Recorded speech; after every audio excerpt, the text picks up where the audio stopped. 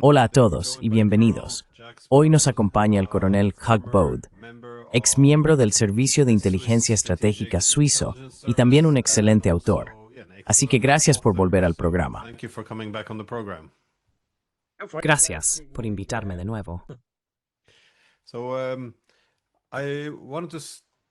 Quería hablar contigo sobre lo que está ocurriendo en Ucrania, porque parece que las defensas aéreas no están funcionando como deberían. No estoy seguro de si hay una falta de misiles interceptores o de sistemas Patriot, pero los rusos ahora están aumentando el número de drones, así como de misiles.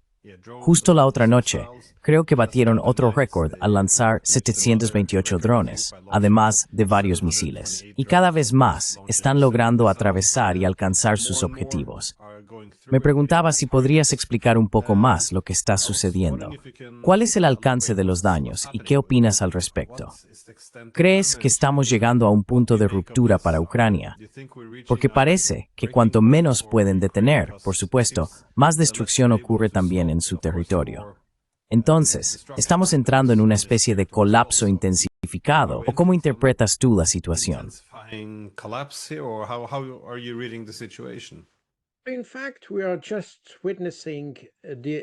De hecho, estamos presenciando la evolución o el desarrollo de una situación que ya había comenzado.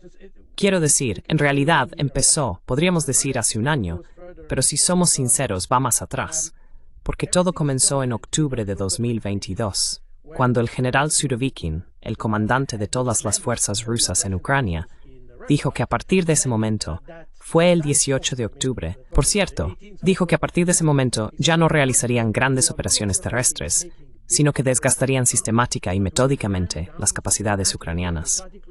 Y eso es exactamente lo que están haciendo. El enfoque ruso ha sido incremental.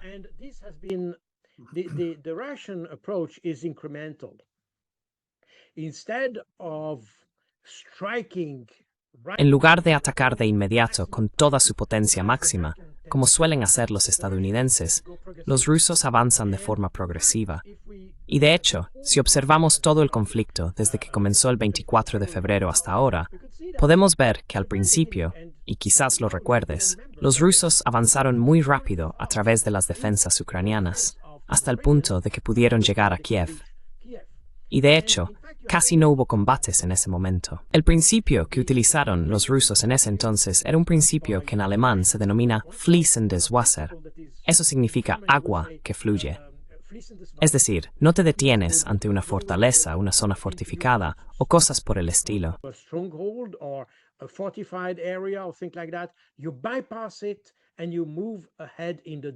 Lo evitas y avanzas hacia el interior del territorio enemigo. Y eso es exactamente lo que hicieron, casi sin luchar. Querían alcanzar un acuerdo político. Ese era el objetivo en ese momento. Y eso, de hecho, llevó a las negociaciones de Estambul.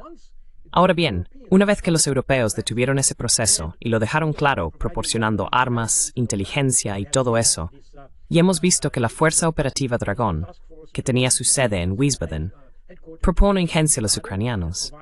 A la vez, todas esas piezas de artillería empezaron a llegar a Ucrania, los M767, los Kaiser y así sucesivamente. Los rusos han decidido a continuar.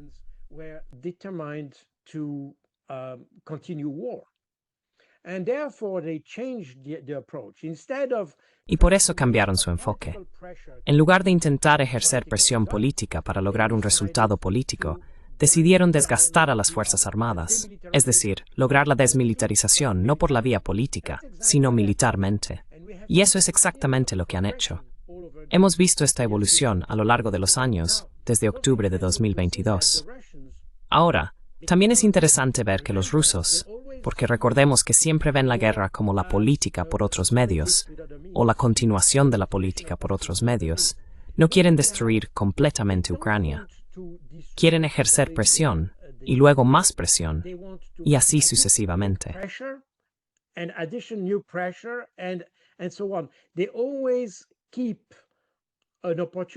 Siempre mantienen la guerra como una oportunidad para aumentar aún más la presión.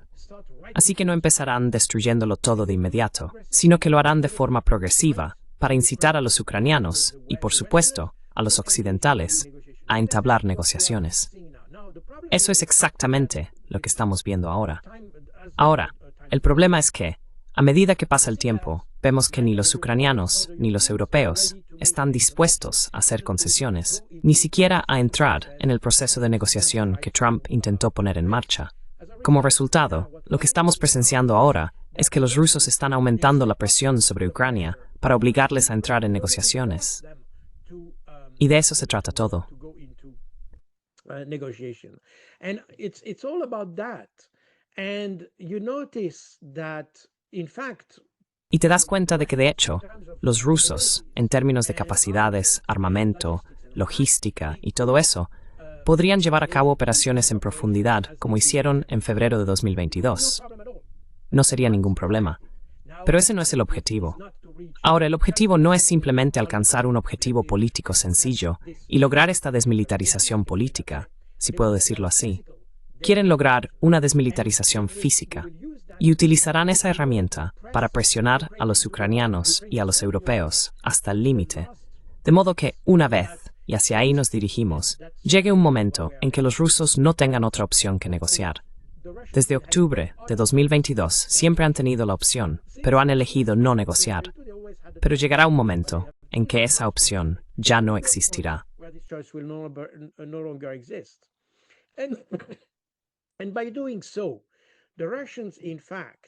Al hacerlo, los rusos de hecho salvan la vida de sus propios soldados. Eso es exactamente lo que dijo el general Surovikin en ese momento. El objetivo era destruir físicamente el potencial militar ucraniano mientras se preservaba el potencial ruso. Eso es exactamente lo que están haciendo. No tienen prisa por tomar territorio, porque esa no es la idea. El territorio que se toma es simplemente porque los combatientes ya no están allí. Están intentando, de hecho, si observas todas las batallas que hemos visto en varios lugares, Bakhmut y otros, la idea es atraer a los ucranianos a bolsas de fuego y destruirlos sistemáticamente. Una vez que la bolsa ha sido abierta y el contenido de la bolsa, por así decirlo, ha sido destruido, entonces los rusos pueden avanzar. Pero la idea no es tomar territorio. La idea es destruir el potencial ucraniano.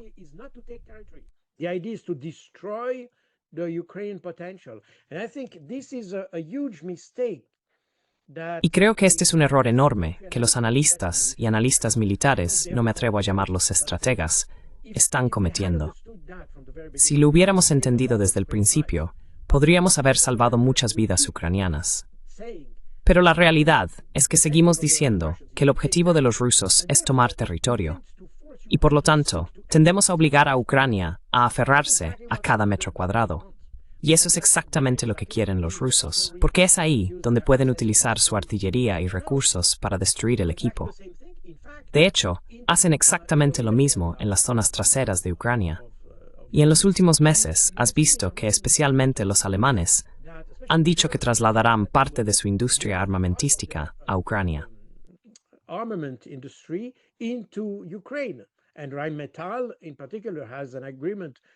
Y Rheinmetall, en particular, tiene un acuerdo con Ucrania para tener fábricas en territorio ucraniano. Por lo tanto, ahora los rusos también, de la misma manera, están agotando el potencial europeo. Así que es una estrategia extremadamente elaborada por parte de Rusia, que en cierta medida ha ocurrido porque no queremos entenderlo, porque no queremos escuchar a los rusos. De hecho, los europeos han hecho exactamente lo que los rusos...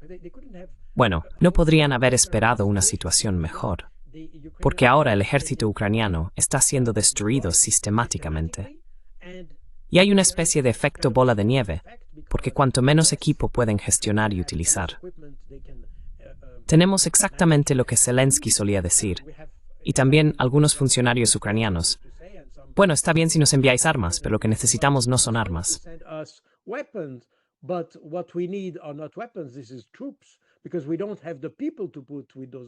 Esto se refiere a las tropas, porque no tenemos suficiente personal para acompañar esas armas.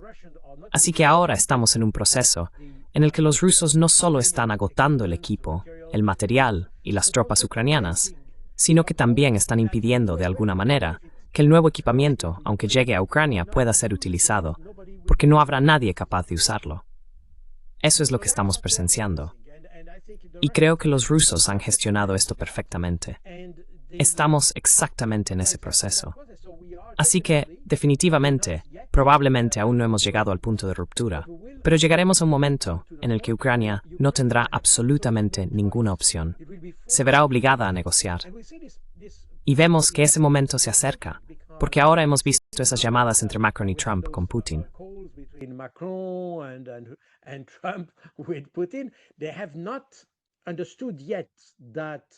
Todavía no han entendido que incluso si hay una negociación, ya no tienen la libertad de negociar los términos, porque ahora, claramente, serán los rusos quienes definan los términos.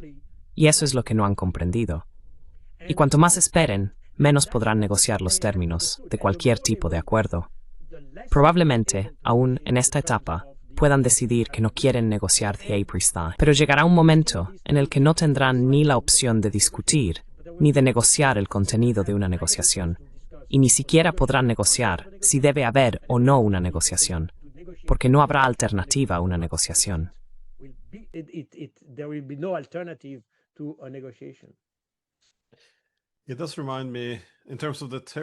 Me recuerda, en cuanto al territorio, que parece un dilema, porque en 2019 creo que vi un informe de RAND, que es el think tank de la comunidad de inteligencia estadounidense, donde se explicaba que el conflicto en Ucrania era una buena forma de desgastar a Rusia atrayendo sus recursos. Por otro lado, también advertía que si hubiera una guerra a gran escala, el problema sería que Ucrania podría perder territorios estratégicos, y eso sería una pérdida. Así que, mientras pudieran mantener la guerra y desgastar gradualmente a Rusia, utilizando a los ucranianos, eso sería un punto a favor. Pero la pérdida de territorios estratégicos sería un punto en contra. Así que, si estás sentado en el Kremlin, pensarías que si tomas territorio, esto crea presión sobre Occidente para negociar.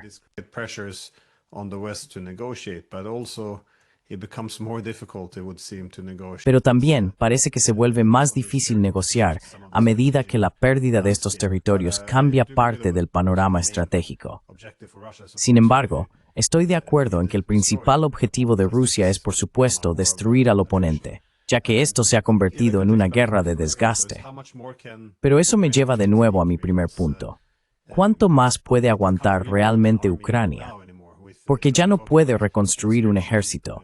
Están hablando de la conscripción, de ampliarla. Sé que el exasesor de Zelensky, Oleksiy Arestovich, señaló que pronto probablemente empezarán a hablar más abiertamente sobre la conscripción de mujeres, pero esto limita cuánta gente puedes reclutar, limita cuántas armas más se pueden enviar. Si no tienes defensas aéreas adecuadas, supongo que pueden ser eliminadas. ¿Ves que esto pueda continuar mucho más tiempo?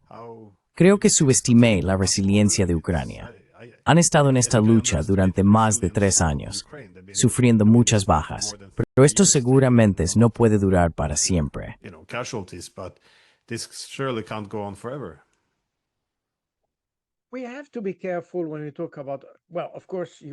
Tenemos que ser cautelosos cuando hablamos de, bueno, por supuesto, Ucrania es resistente, pero al mismo tiempo probablemente también lo es, porque evidentemente hay propaganda que oculta el número de bajas. Quiero decir, Ucrania está claramente sangrando y sangrando mucho, pero al parecer ni siquiera los propios ucranianos están seguros de cuántas personas han muerto. Y por eso, no se ha visto mucha reacción en la población ante esto. Aunque sabemos que ahora mucha gente aceptaría ceder, casi la mitad de la población estaría de acuerdo en entregar todos los territorios que ya han sido ocupados por Rusia, con tal de lograr algún tipo de acuerdo con Rusia.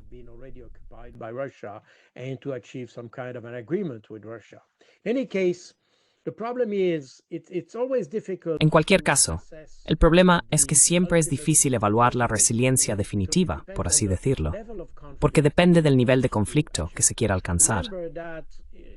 Recuerda que durante la época soviética ya existían algunos tipos de movimientos guerrilleros y de resistencia desde la Segunda Guerra Mundial hasta principios de los años 60.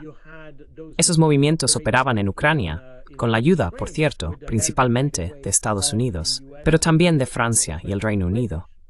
Así que están acostumbrados a este tipo de guerra de guerrillas, y probablemente ahí es hacia donde podría dirigirse el conflicto, hacia un tipo de conflicto diferente. Y cuando llegamos a este tipo de conflicto diferente, fíjate en Israel y Gaza, por ejemplo. Look at Israel and Gaza, for instance. You see, even if Gaza. Verás, aunque Gaza es mucho más pequeña y definitivamente tiene mucha menos capacidad que Ucrania, aún así logró mantener a Israel a raya.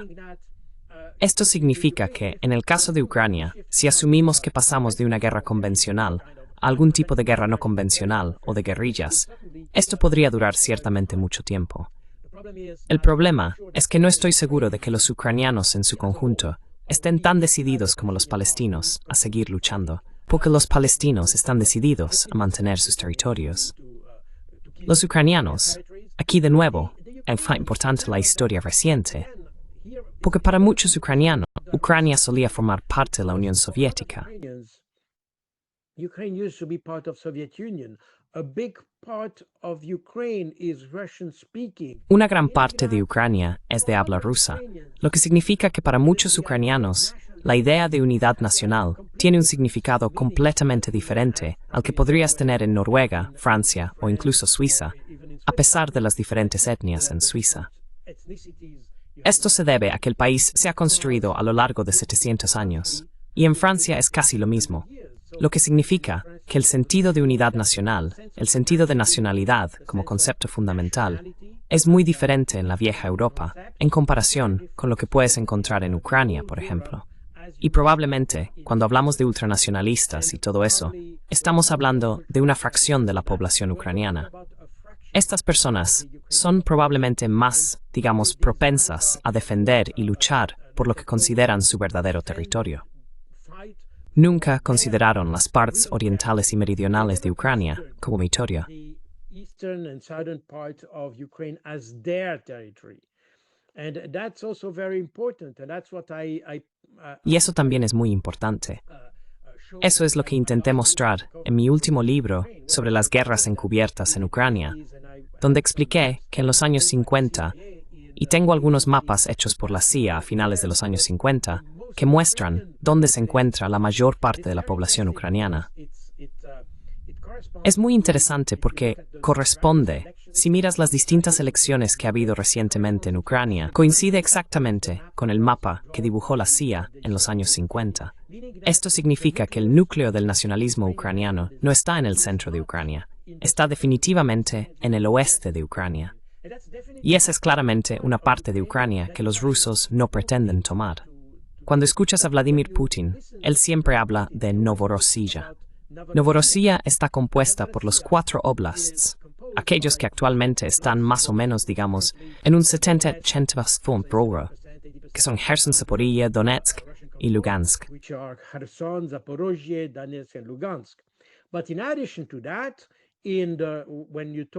Pero además de eso, cuando hablas del concepto de Novorossiya, entonces añades a esto las oblasts de Odessa, Nikolaev, Dnipropetrovsk y Kharkov, es decir, 4 oblasts adicionales. Y recuerda lo que dijo Alexei Arestovich recientemente. Dijo que, si no negociamos ahora, probablemente los rusos añadirán 4 oblasts más a los que ya tienen. Y es exactamente eso. Y ahí es donde llegamos a la definición de Novorossiya. Pero los rusos nunca han dicho explícitamente que quieran avanzar más allá del Dnieper. Quiero decir, en la parte norte, en la parte occidental de Ucrania, si quieres, porque esta es la zona más nacionalista y probablemente la más difícil de abordar, especialmente si consideras la posibilidad de un cambio en el tipo de guerra que podríamos tener.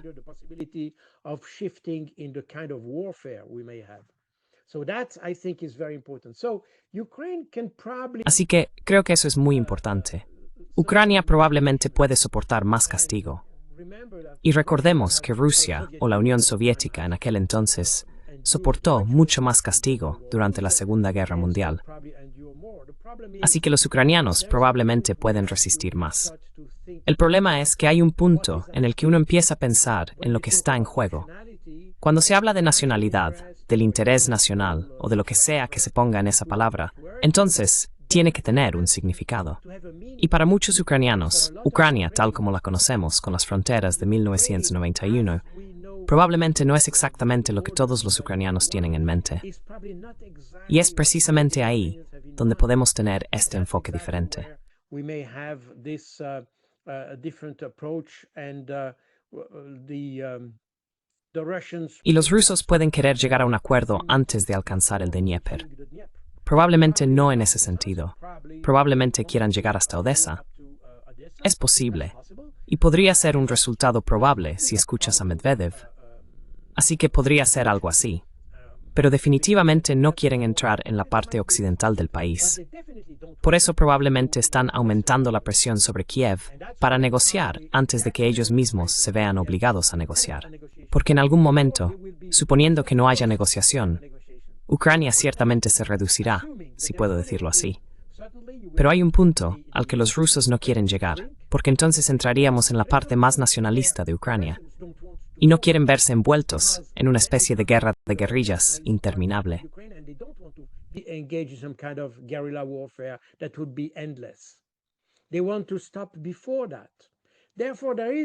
Quieren detenerse antes de eso. Por lo tanto, hay un punto de equilibrio en el que tanto los ucranianos como los rusos probablemente considerarán necesario sentarse a la mesa de negociaciones. Y eso es probablemente lo que tenemos. Ahora, mencionaste el informe de la Rand Corporation sobre la extensión de Rusia que se publicó en la primavera de 2019, donde el punto interesante de ese informe, porque como bien dijiste, afirmaban que intentar debilitar a Rusia podría de hecho llevar a sacrificar a Ucrania en cierta medida. Pero lo que resulta muy interesante en ese documento es que dicen que probablemente la evaluación que teníamos en ese momento sobre Rusia era errónea y que probablemente Rusia tiene capacidades y recursos mucho más fuertes de lo que tendíamos a valorar en aquel entonces.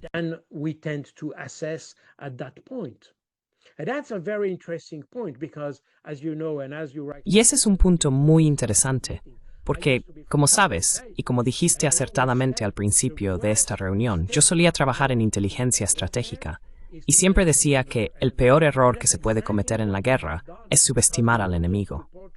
Y eso es exactamente lo que hemos hecho, porque queríamos retratar a Rusia como un estado débil, como algo que está a punto de colapsar, y todo eso. Y recuerda todo lo que hemos escuchado desde febrero de 2022, con todas las sanciones y demás. Y eso indica que, de hecho, hemos empujado a Ucrania a un conflicto en el que el enemigo era en realidad mucho más fuerte de lo que les hicimos creer a los ucranianos. Y eso no es solo un error, diría que es casi criminal.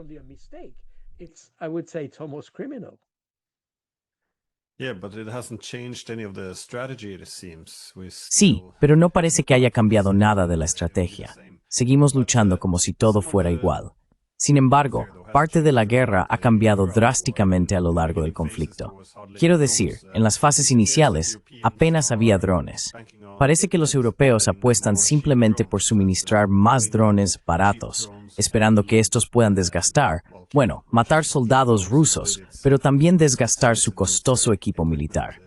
Mientras que por parte rusa, no parece que esto sea ya una preocupación principal, es decir, los drones. ¿Cómo ves la evolución de la guerra?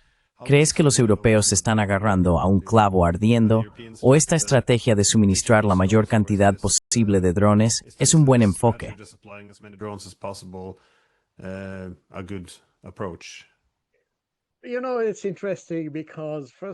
Sabes, es interesante porque ante todo, tenemos que recordar que el primer dron fue concebido o diseñado durante la Primera Guerra Mundial.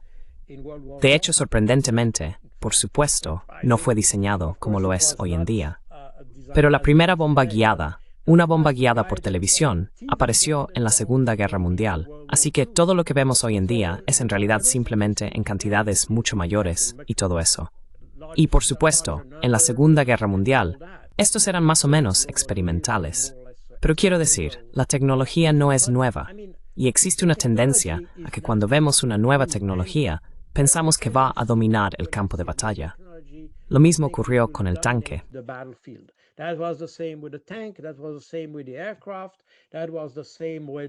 Eso fue lo mismo con los aviones. Lo mismo ocurrió con la artillería guiada, los misiles y todo eso. La cuestión es que, independientemente del tipo de equipo que tengas, solo puede ser eficaz si está bien integrado en un concepto de batalla sólido y coherente, en una doctrina, si lo prefieres. Esa es, de hecho, la debilidad de los ucranianos. Pueden tener varios drones, pero no se puede ganar una guerra solo con drones. Igual que no se puede ganar una guerra solo con aviación o solo con tanques. Tiene que estar complementado por algo más. Y todo este enfoque del campo de batalla debe ser coherente.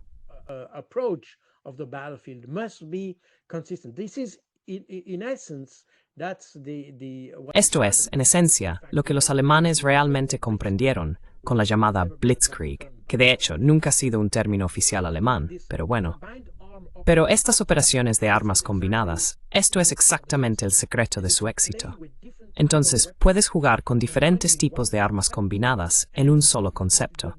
Y tu herramienta no son las armas individuales, sino todas las armas combinadas. Y esa es precisamente la diferencia que se observa si miras el campo de batalla. La diferencia entre los ucranianos y los rusos. Los rusos tienen un enfoque del arte operacional en general y un enfoque del campo de batalla como un todo.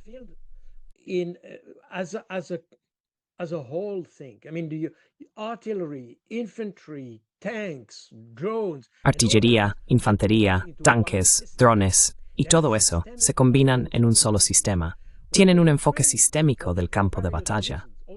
Mientras que los ucranianos, por diversas razones, incluyendo el hecho de que se les proporcionó equipamiento que no podían integrar en su doctrina, porque este equipamiento era tan diferente, tan específico en cuanto a su uso, tuvieron dificultades. Mira, por ejemplo, la artillería. La artillería rusa sigue basándose en la idea de que se utiliza un fuego masivo de artillería para apoyar a los tanques y la infantería, y todo eso. Ahora bien, el M7CT7 estadounidense o el Caesar francés que se proporcionó a los ucranianos no están diseñados en torno a este tipo de doctrina. Es completamente diferente.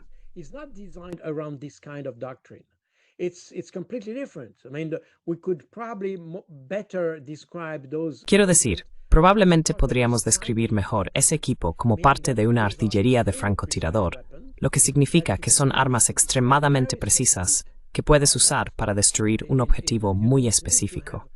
No necesitas un fuego masivo, solo necesitas conocer las coordenadas de tu objetivo y lo destruyes con un solo disparo. Es como un francotirador, por así decirlo. El problema es que, si hago la analogía entre un francotirador y una ametralladora, se entiende que son dos cosas diferentes. El francotirador puede eliminar un solo objetivo con mucha precisión, de forma limpia, mientras que la ametralladora no necesariamente tiene que matar. Pero la ametralladora proporciona un fuego tan masivo que no puedes moverte delante de ella.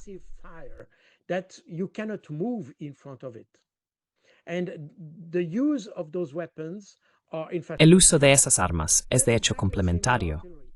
Y eso es exactamente lo mismo con la artillería. Por lo tanto, los ucranianos tenían un concepto de artillería que al principio de la guerra era muy parecido al de los rusos. De repente, tenían armas que no estaban diseñadas para lograr una cadencia de fuego muy alta. Quiero decir, en Afganistán e Irak, los estadounidenses solían disparar algo así como 700 proyectiles de artillería al día, mientras que en la fase inicial de la guerra, en 2022 o algo así, en Ucrania, los rusos disparaban algo así como 40.000 proyectiles de artillería al día. Así que aquí nos enfrentamos a dos conceptos diferentes.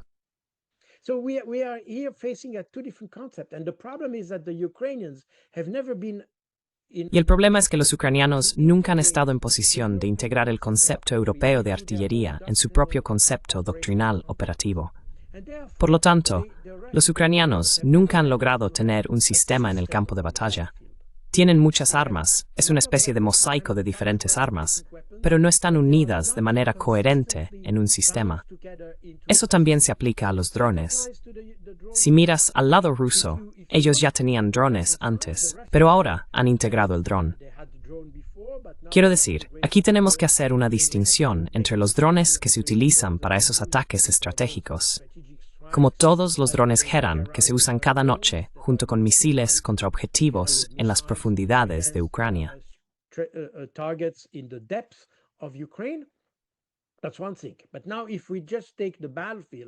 Eso es una cosa.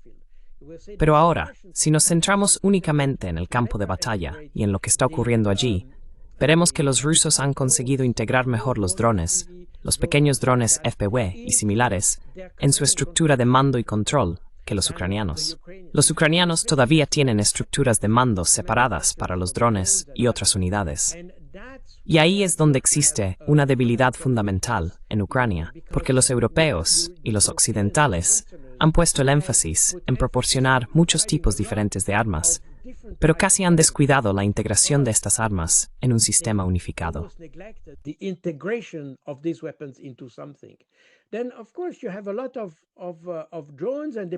Luego, por supuesto, tienes muchos drones y probablemente destruyen muchas cosas y probablemente matan a muchos rusos. Es posible, pero no están integrados en un sistema que por sí solo sea capaz de proporcionar el éxito.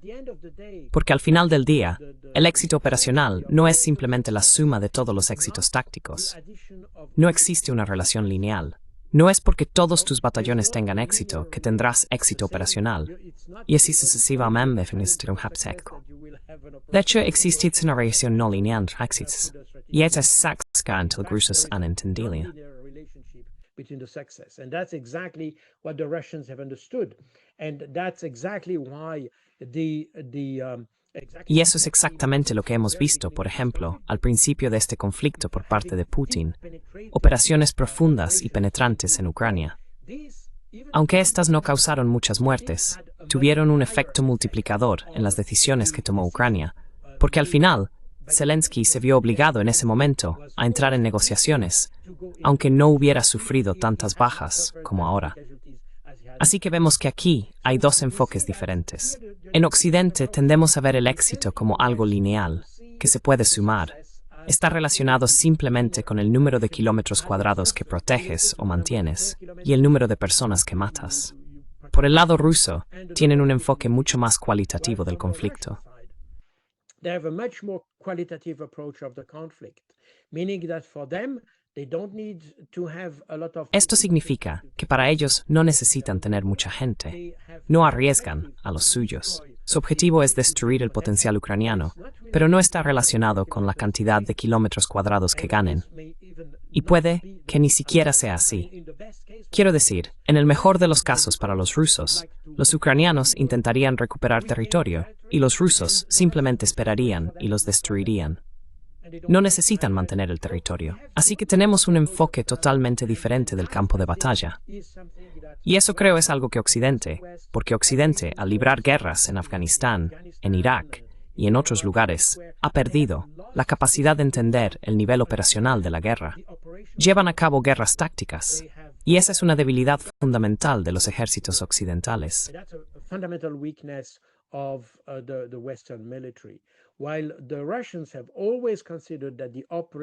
Mientras que los rusos siempre han considerado el nivel operacional, y también es interesante ver que lo llaman arte operacional. Es más que la guerra, es arte operacional. Es un arte, no solo una técnica. La táctica está en el nivel técnico. No es que no les interese, pero lo ven como un nivel muy mecánico, por así decirlo. Mientras que el arte operacional es precisamente donde necesitas tener conceptos, donde puedes expresar, digamos, tu imaginación, tu creatividad, si puedo usar esa palabra en este contexto. El arte operacional es el núcleo del pensamiento militar en Rusia, y para lograrlo necesitas tener un sistema que puedas utilizar. No puedes simplemente usar solo tanques, o solo drones, o solo esto o aquello.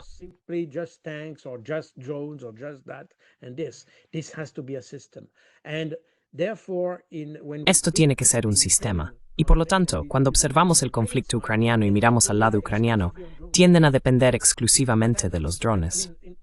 De nuevo, puedo estar equivocado. No tengo una bola de cristal. Pero en mi opinión, esto no conduce al éxito. Es una especie de, digamos, satisfacción temporal, porque destruyes esto y aquello, pero no logras un éxito operativo. Puedes tener muchos pequeños éxitos tácticos, pero no se materializan en algo mayor. Y eso es exactamente lo que hemos visto en los últimos 2 años en Ucrania. Por lo tanto, sí, el campo de batalla ha cambiado. Sí, hoy hay más énfasis en los drones, pero en el lado occidental, creo que no hemos aprovechado los drones en una comprensión más integral del campo de batalla.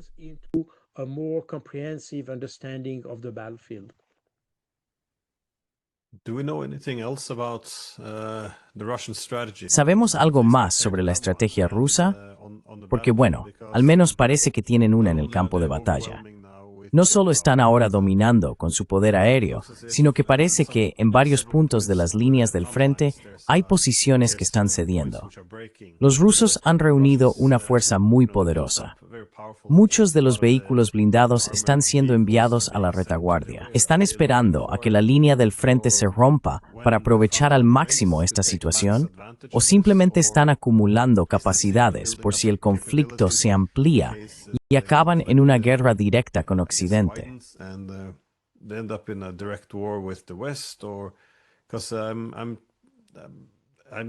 Veo un poco de lo que mencionaste antes también, que no siempre tienen prisa por tomar territorio. Veo que a menudo forman calderas que podrían cerrar completamente, pero en su lugar parecen esperar a que los ucranianos sigan enviando hombres a la caldera para mantener territorio estratégico, y lo utilizan como una oportunidad para desgastar las fuerzas del enemigo. Pero supongo que, en una visión más amplia, ¿qué sabemos sobre el enfoque de Rusia además de intentar, sí, destruir? Bueno, de nuevo, esto es una guerra de desgaste. Así que además de destruir el material militar y a los soldados ucranianos, contra los que están luchando.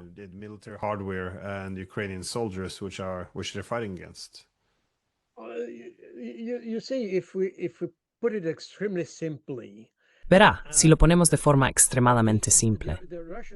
El enfoque ruso, y recuerde lo que dijo Vladimir Putin el 24 de febrero de 2022, él dijo, tenemos dos objetivos, desmilitarización y desnazificación. En ese momento, eso significaba algo muy táctico, o probablemente táctico operacional, si se quiere, en ese momento. Hoy es el mismo objetivo, pero este objetivo se ha desplazado hacia algo más estratégico. Y si seguimos con esa lógica, vemos que si ya no hay ejército ucraniano, entonces ya no habrá solicitud de ingreso en la OTAN. Verá, lo expreso de forma muy simple, pero creo que probablemente así es un poco como los rusos ven el problema. Dicen, bueno, ¿quieren seguir luchando? Bien, pero entonces destruiremos todo.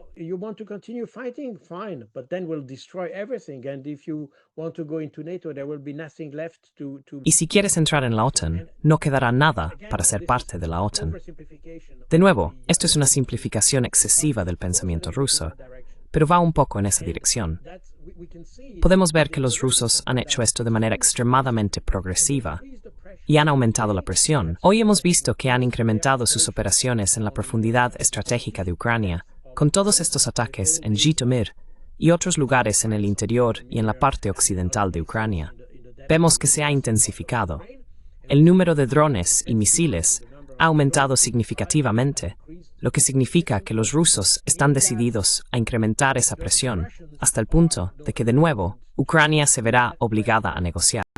No tendrán ninguna oportunidad.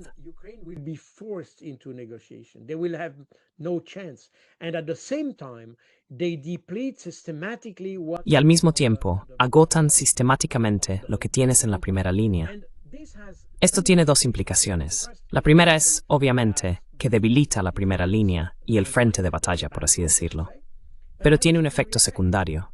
Para poder seguir luchando, los ucranianos necesitan reclutar a más personas, y al reclutar gente a la fuerza, porque ahora vemos que los ucranianos no quieren ir a combatir. Recientemente hubo, no tengo la referencia en mente ahora mismo, pero incluso salió en los medios ucranianos, por cierto, dijeron que aproximadamente el 80% de las nuevas personas enviadas al frente hoy en día son reclutadas a la fuerza. 80%. Lo que significa que estas personas, en primer lugar, no están realmente preparadas para el combate, en el sentido de que no están entrenadas extensamente para luchar.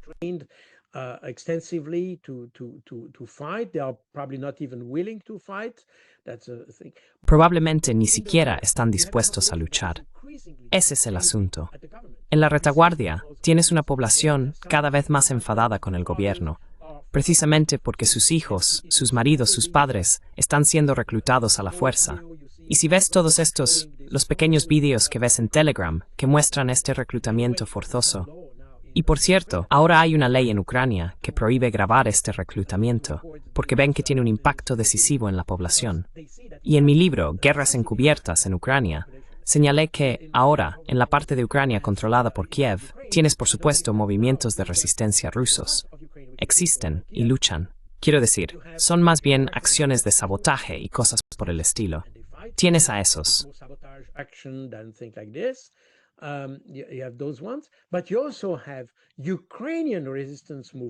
Pero también existen movimientos de resistencia ucranianos en la zona controlada por Kiev. Y la principal razón de estos movimientos para luchar contra el régimen de Kiev es precisamente el reclutamiento forzoso. Y al final, es muy interesante. Algunos de estos movimientos cooperan con los movimientos de resistencia rusos, transmiten información a los rusos. Y estos movimientos, aunque yo diría que, si me permites la expresión, son técnicamente diferentes y tienen objetivos distintos, no tienen exactamente los mismos objetivos. Luchan con el mismo adversario de motivación.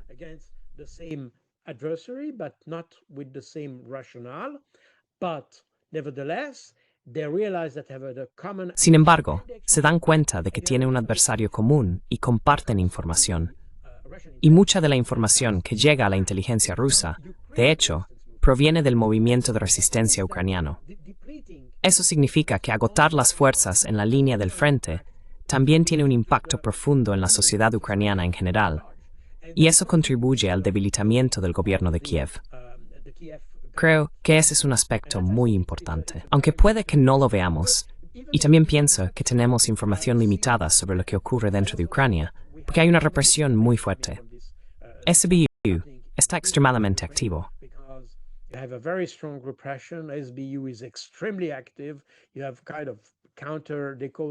Tienes una especie de lo llaman contraterrorismo, pero en realidad es más bien actividades de tipo contraguerrilla, para luchar contra esos movimientos ucranianos, así como contra el movimiento de resistencia ruso.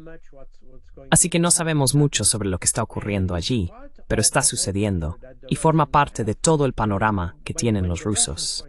Y cuando los rusos, por ejemplo, intentan localizar todas esas fábricas, ya sabes, las fábricas de drones u otras fábricas, porque mencioné antes que algunas empresas occidentales intentaron establecer fábricas dentro de Ucrania. Mencioné Rheinmetall. Por supuesto, no vas a tener una gran fábrica, una fábrica enorme, y cosas así.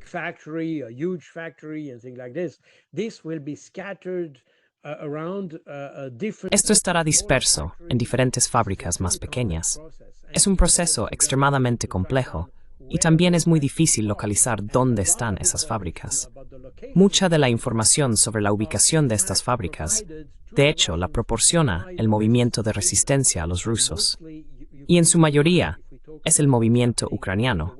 Si hablamos de lo que ocurre en la parte occidental de Ucrania, me refiero a Leópolis, Rivne y todo eso. Todas estas zonas son áreas muy nacionalistas, pero también son los lugares donde existe el movimiento de resistencia ucraniano. Y eso de hecho ayuda, la información llega a los rusos.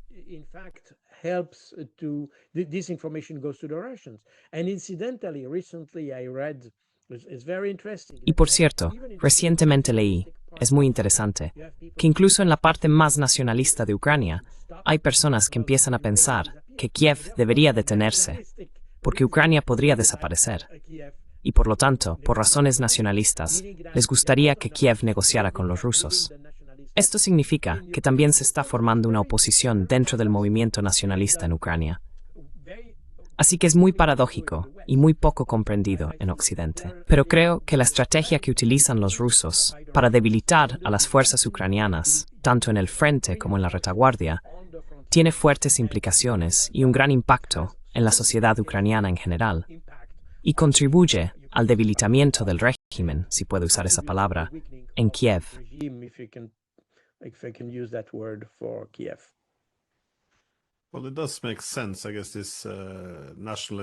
Bueno, supongo que tiene sentido esta oposición nacionalista a Zelensky, porque de nuevo, la guerra está destruyendo Ucrania.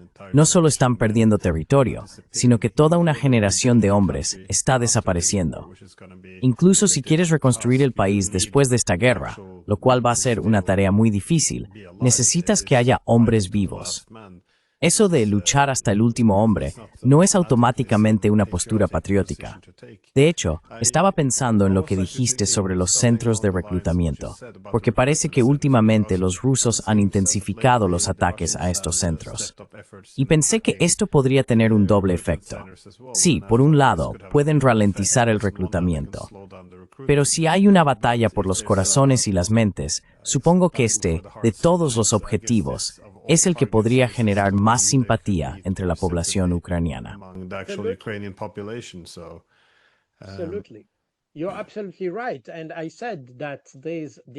Tienes toda la razón. Y dije que los ataques contra esos llamados TCC, que son los centros de reclutamiento, en realidad mucha de la información sobre esos centros la proporciona la resistencia ucraniana. Esto es algo que no queremos entender en Europa, porque seguimos queriendo esa imagen de Ucrania unida contra los rusos. Y recuerda que al principio del conflicto, especialmente en los medios franceses, Romanov solían solo decir que los ucranianos nunca aceptarían ningún tipo de ocupación rusa y que lucharían en los territorios ocupados.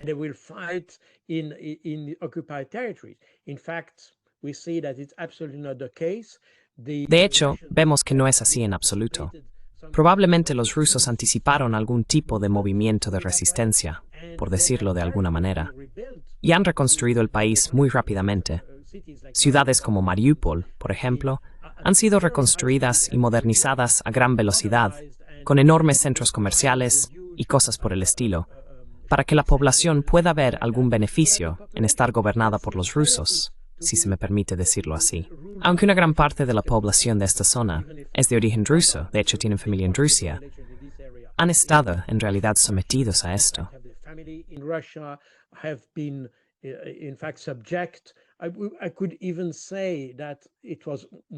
Incluso podría decir que hasta ahora se parecía más a una ocupación ucraniana que a una ocupación rusa hoy en día.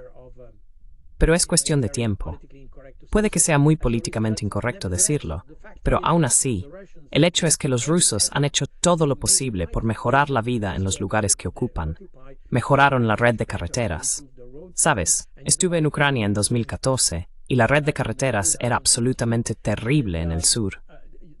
Era muy difícil conducir incluso por la autopista a toda velocidad, porque había agujeros por todas partes en la carretera.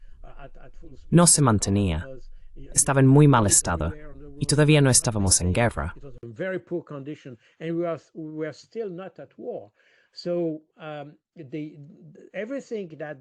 Así que todo lo que los rusos han construido en la zona que ocupan se utiliza como una especie de escaparate para el resto de Ucrania.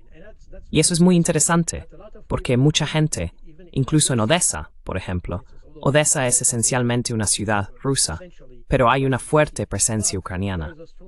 También es un lugar donde existe un movimiento de resistencia ucraniano muy fuerte contra Kiev. Y todo este movimiento de resistencia, como bien has dicho, fue en realidad provocado por el reclutamiento forzoso. Yo también interpreté los ataques contra esos centros por parte de los rusos como bien has dicho, una operación para ganarse los corazones y las mentes. Absolutamente.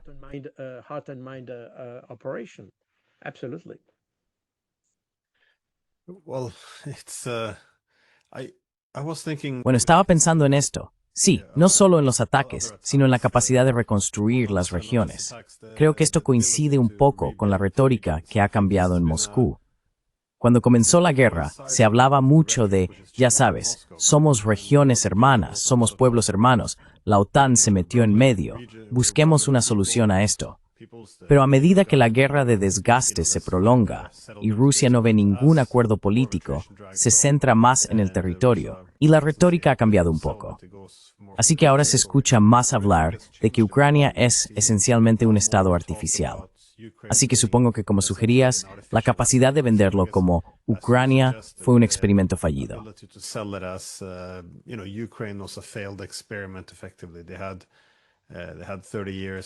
Efectivamente, tuvieron más de 30 años para desarrollar el país. No funcionó. Nada se modernizó. Y ahora, cuando efectivamente regresan a Rusia, se modernizan de inmediato, se ponen al día y los problemas anteriores desaparecen. Quiero decir, podría ser una forma poderosa de vender las anexiones a los ucranianos. No digo que la mayoría vaya a aceptar esto, pero parece ser el tipo de narrativa que Rusia está promoviendo. kind of the storyline that Russia is going for. Absolutamente. Estoy completamente de acuerdo contigo. Y la cuestión es que creo que Volodymyr Zelensky cometió un gran error en 2021, cuando el Parlamento aprobó esta ley el 1 de julio, que es la ley sobre los pueblos indígenas de Ucrania, la cual define, de hecho, quién tiene derecho a ser considerado indígena de Ucrania o no. Y la ley deja muy claro que los rusos no son considerados pueblos indígenas de Ucrania. Como resultado, y eso fue dicho por varios diputados después de la votación, tras la adopción de la ley, desde ese momento, es decir, julio de 2021, los rusos, o más bien los ciudadanos de origen ruso, no se beneficiarían de los mismos derechos humanos y los mismos derechos previstos por la Constitución ucraniana que los demás pueblos indígenas de Ucrania.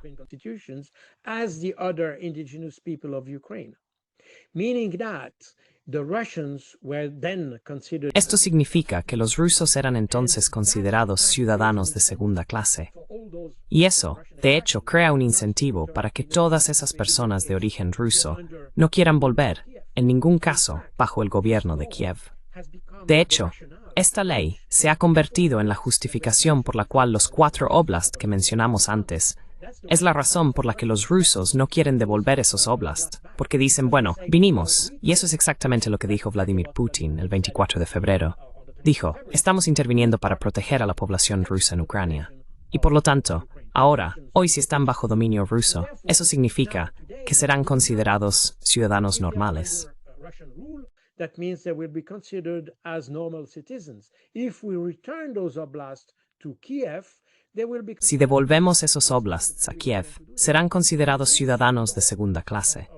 Y no queremos hacer eso. Así que esta ley, de julio de 2021, se ha convertido en una especie de trampa para Zelensky y el gobierno ucraniano.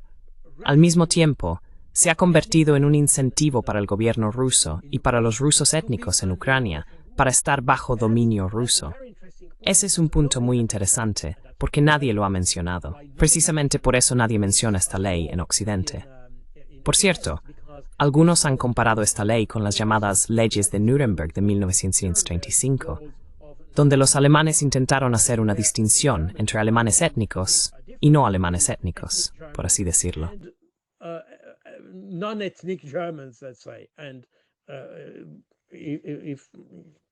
Y eso incluye, obviamente, o está dirigido en particular a los judíos, lo que significa que había 2 clases de ciudadanos, y una de ellas no tenía los mismos derechos que la otra. Y por supuesto, la ley en Ucrania no es tan dura como la ley alemana de 1935. En cualquier caso, es el mismo espíritu. Es la misma idea de conceder derechos a los individuos en función de lo que son y no de lo que hacen. Y eso es algo que, para personas como yo en Suiza, donde tenemos 3 o incluso 4 etnias diferentes, es impensable tener una ley que haga distinción entre suizos alemanes, suizos franceses, suizos italianos o romanches. Esto es algo absolutamente impensable.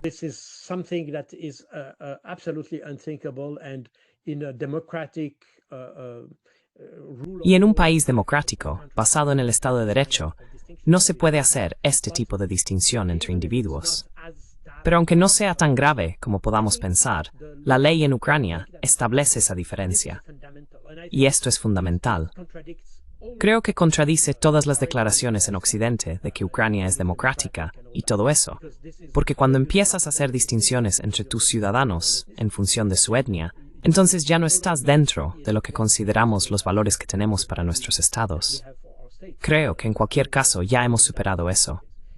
Este es un aspecto muy importante de la situación y creo que alimentará cada vez más la narrativa rusa.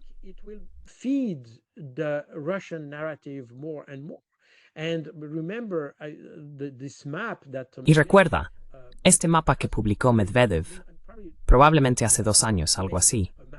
Él hizo un mapa, por supuesto que era provocador, como suele hacer, pero hizo un mapa de cómo podría ser Ucrania, y mostró a Ucrania reducida a una porción muy pequeña de territorio en el centro, porque anticipaba que Transcarpatia, por ejemplo, sería devuelta a Hungría y a Rumanía. y una parte de Galicia sería devuelta a Polonia, y la parte ruso parlante sería devuelta a Rusia. Por lo tanto, la parte ucraniana quedaría reducida a algo extremadamente pequeño. Y probablemente nos estamos encaminando hacia algo así, por cierto.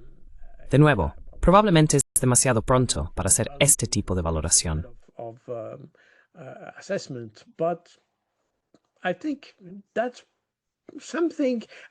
Creo que eso es algo que al menos deberíamos considerar cuando empecemos a pensar en cómo queremos detener este conflicto.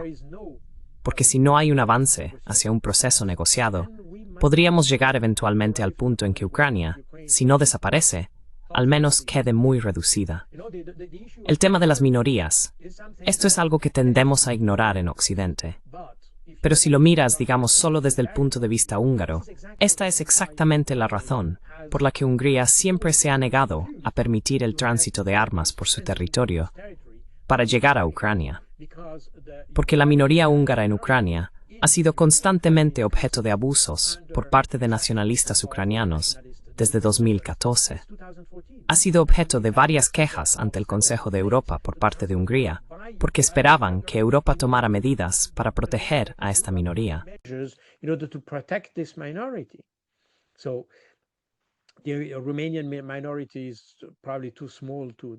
La minoría rumana probablemente es demasiado pequeña para tener algún impacto, pero los húngaros han estado extremadamente preocupados por la situación de su propia minoría.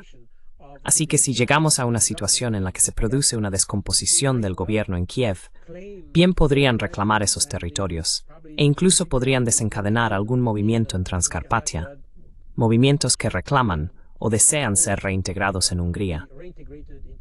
No lo sé, quiero decir, ahora estamos en un terreno completamente especulativo, pero el problema es que, al ignorar esto ahora, podríamos llegar al punto en que esas especulaciones se conviertan en realidad.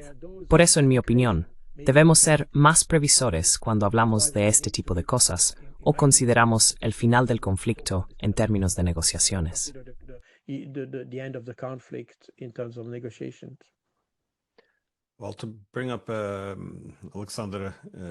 Bueno, volviendo a mencionar a Oleksiy Arestovich, el ex asesor de Zelensky, él de hecho hizo un comentario similar muchas veces, que al alienar o considerar a millones de sus propios ciudadanos como ciudadanos de segunda, perdieron la lealtad de muchísimas personas que podrían haber sido fieles partidarios y defensores de Ucrania.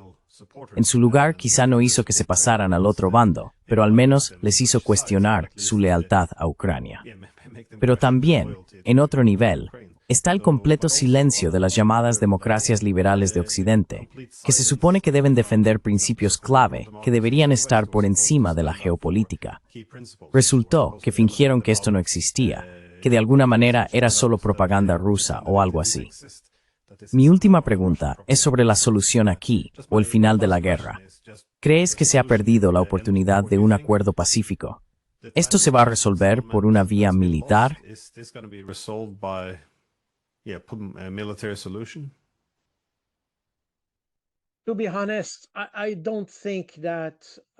Para ser sincero, no creo que un conflicto así pueda resolverse exclusivamente mediante la acción militar.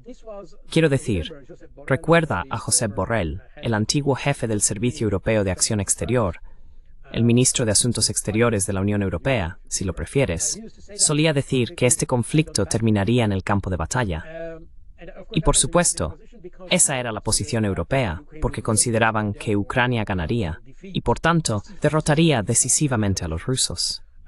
No estoy seguro de que los rusos vean el problema de esa manera, y esa es la razón por la que siempre han estado abiertos a cualquier solución política al conflicto. En mi opinión, no se puede resolver un conflicto así solo por la fuerza. Cuando hay cuestiones étnicas y este tipo de problemas, no se puede resolver únicamente de forma militar.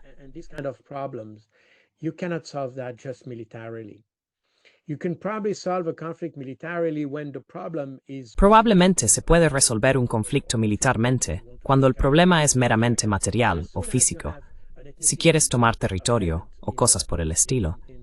Pero en cuanto hay un elemento étnico en la justificación de los actores, entonces tiene que ser algo en lo que ambas partes estén de acuerdo. Y por lo tanto, creo que no evitaremos una solución política. El problema es en qué momento. Verás, en abril de 2022, podríamos haber llegado a un punto en el que una solución política fuera aceptable y conveniente para ambas partes.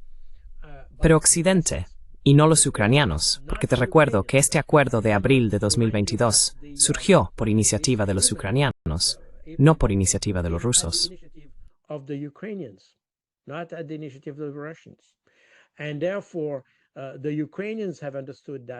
Y por lo tanto, los ucranianos entendieron eso en ese momento, o Zelensky lo hizo. El problema es que los europeos se negaron a ello. Así que eso es extremadamente extraño. Y de hecho, los europeos han estado y siguen estando en contra de cualquier tipo de negociación. Pero el problema es que los rusos han entendido eso. Y ahora dicen, ¿no queréis negociar? Entonces aumentaremos la presión hasta el punto en que os veáis obligados a negociar. Y como dije antes, la primera señal de esto es este movimiento que se está dando dentro de la Unión Europea. Y recordad que el primer ministro esloveno dijo recientemente que la Unión Europea debería tener un equipo que empiece a pensar en una negociación con Rusia. Así que ni siquiera son los eslovacos, sino los eslovenos.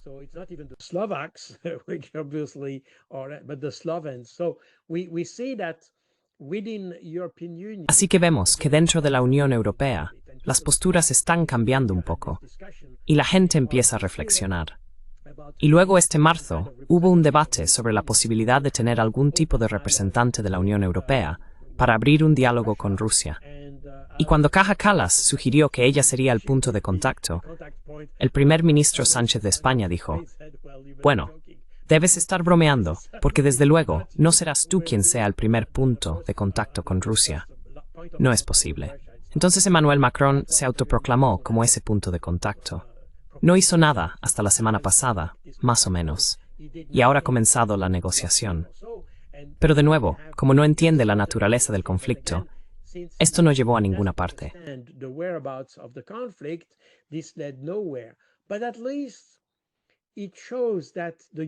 Pero al menos demuestra que los europeos se han dado cuenta de que llegará un momento en el que la negociación será inevitable, y que cuanto más esperen, menos podrán elegir cuándo quieren iniciar la negociación. Y hoy, sin duda, los rusos son los dueños del tiempo, y esto solo aumentará con el paso del tiempo. Si los europeos quieren tener alguna posibilidad de influir en ese proceso, tienen que actuar muy rápido, pero no están preparados para hacerlo. Y actuar rápido no es solo llamar a Rusia rápidamente, también es darse cuenta de que la situación ha cambiado y que no se pueden tener las mismas exigencias hacia Rusia que probablemente se tenían hace 2, 3 o 10 años.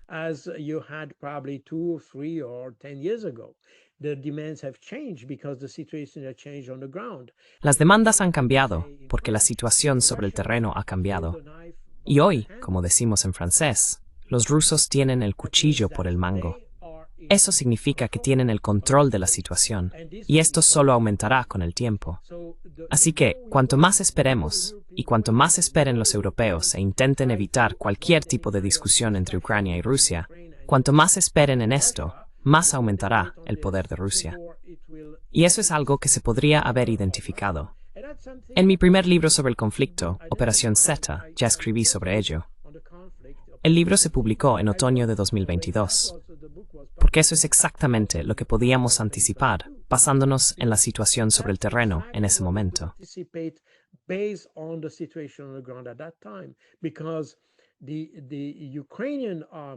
Porque el ejército ucraniano ya había sido diezmado para mayo o junio de 2022. Por eso Zelensky vino en abril, justo antes de que el ejército fuera completamente destruido y tuviera que depender de la ayuda occidental. Y antes de llegar a ese punto, Zelensky quería llegar a un acuerdo. Por eso vino a mediados de marzo para hablar con los rusos. Los europeos no querían esto. Así que lo que tenía que pasar, pasó. Eso significa que el propio Zelensky dijo en junio de 2022 que a partir de ese momento, eso fue a principios de junio de 2022, dijo que a partir de ese momento dependemos exclusivamente de la ayuda militar occidental. Eso significa que el antiguo ejército ucraniano había sido destruido y la situación empeoró en 2023 y en 2024. Y hoy es aún peor, porque ahora los occidentales ya no tienen la capacidad de apoyar, simplemente no tienen el equipo. To support just because they don't have the equipment. And that's all the debate we have with all those patriots. Y ese es todo el debate que tenemos con todos esos Patriots, interceptores, misiles HIMARS, Stingers y todo eso. Sabes, el problema es que ahora incluso Estados Unidos, que solía ser el llamado arsenal de la democracia, ya no tiene la capacidad de apoyar tanto a Israel como a Ucrania. Y si ponemos a los dos en la balanza, Israel siempre tendrá prioridad sobre Ucrania. No hay duda sobre esto. Por lo tanto, estamos en una situación en la que a medida que pasa el tiempo, los ucranianos, de hecho, estarán en una posición incómoda, de hecho, en un callejón sin salida. Y es exactamente ahí donde los europeos están llevando ahora a Ucrania. Los están llevando a un callejón sin salida. Y eso sería trágico para Ucrania. And that would be tragic for Ukraine. Very much agree. Totalmente de acuerdo. Bien, Coronel Baud, muchísimas gracias por ser tan generoso con su tiempo y por compartir sus ideas. Así que gracias de nuevo. So thanks again. Ha sido un placer. Muchas gracias por invitarme. Gracias. Thank you.